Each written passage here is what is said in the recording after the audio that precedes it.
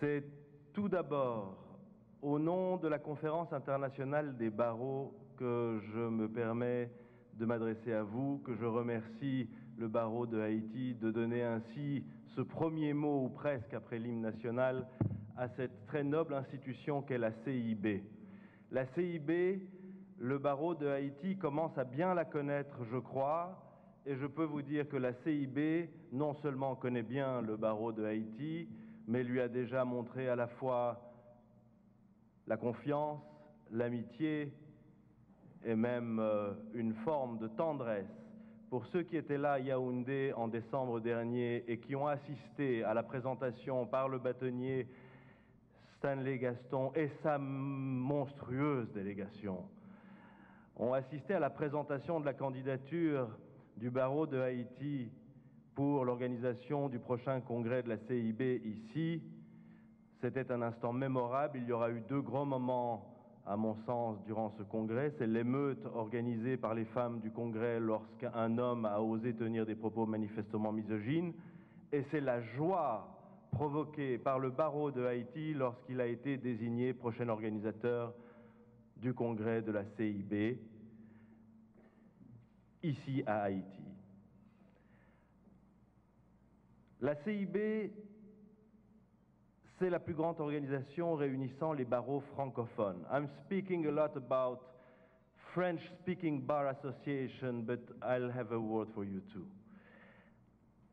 C'est la plus grande organisation réunissant des barreaux francophones. C'est près de 45 pays, ce sont des milliers et des milliers d'avocats. Yaoundé, en décembre dernier, a probablement été l'occasion de la plus grande réunion d'avocats francophones de l'histoire, puisque nous étions plus de 1200 réunis.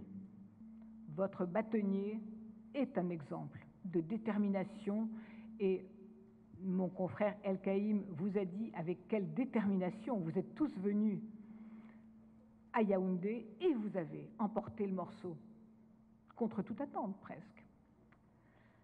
L'avenir s'ouvre à vous. L'avenir s'ouvre à vous. Les sujets traités aujourd'hui sont une ouverture sur l'avenir. Les entreprises et la finance sont des vecteurs de prospérité, d'emploi, de hausse de pouvoir d'achat. Mais derrière cette réalité incontournable se profile une vérité tout aussi essentielle. Ces domaines, vecteurs de mieux-être, doivent être également porteurs de valeurs éthiques. La finance n'est pas vouée à asservir.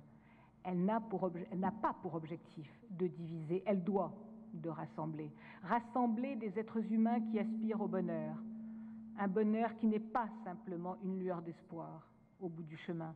Un bonheur qui doit fonder notre quotidien. Un bonheur constitutionnel.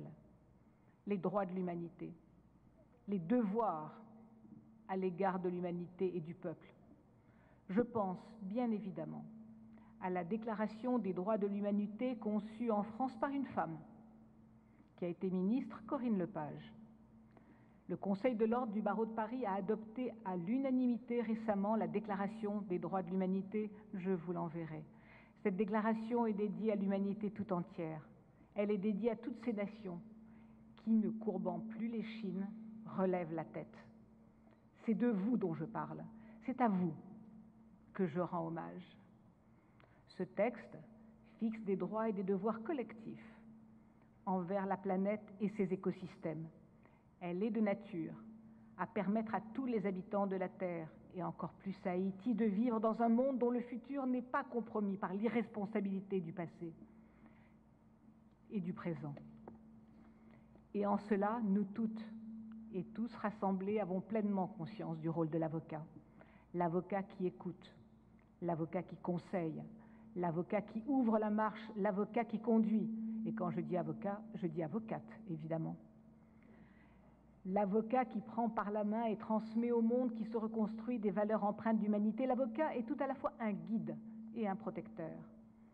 Le thème de la CENTIF 2017, un ordonnancement juridique vecteur des investissements, se veut un signal à l'endroit des membres de la corporation et de la société. En tant qu'avocats, nous sommes à la fois acteurs et entrepreneurs éthiques et nous avons pour devoir de promouvoir des initiatives visant à la transformation des structures de la société. L'avocat a un rôle nouveau.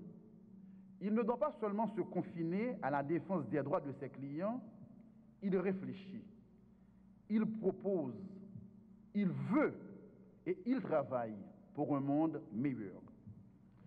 Sous toutes les latitudes, les problèmes demeurent similaires. Inflation, récession, austérité budgétaire, chômage, avec pour conséquence des individus et des populations en proie à toutes sortes d'angoisses, des jeunes pour qui l'avenir n'est qu'une illusion. Les décideurs peinent à proposer des solutions rationnelles et rassurantes.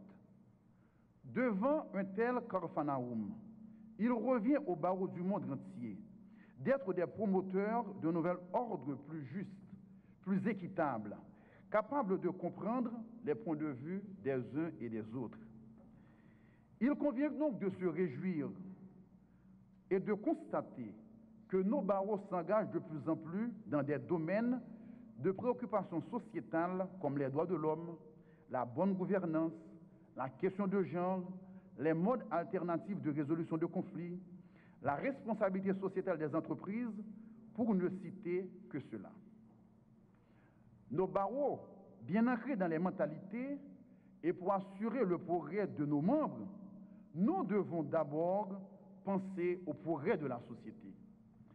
Certains nous prennent pour des rentiers, c'est-à-dire pour des professionnels qui tirent des revenus en aval de l'activité économique sans pour autant participer en amont à la production. Cette perception, pour erronée qu'elle soit dans une large mesure, nous colle à la peau et nuit à notre image. Les efforts qui tendent à la vulgarisation de l'information juridique, à l'accès au droit et à la justice par l'assistance légale, les cliniques juridiques et le pro bono méritent d'être renforcés. Nous devons aussi et surtout, en fonction des besoins de la société, impulser des initiatives pour la transformation des conditions de vie. Avec la Cintive 2017, le barreau de Port-au-Prince poursuit un objectif clair. Il s'agit d'approfondir les exigences pouvant attirer les investissements tout en ayant conscience qu'il faut une synergie de facteurs politiques et juridiques. Nous entendons donc agir sur les facteurs juridiques pour un cadre propice à l'investissement national et international, pas seulement pour avoir des multinationales dans le décor, mais également pour contribuer à l'émergence des petites et des moyennes entreprises.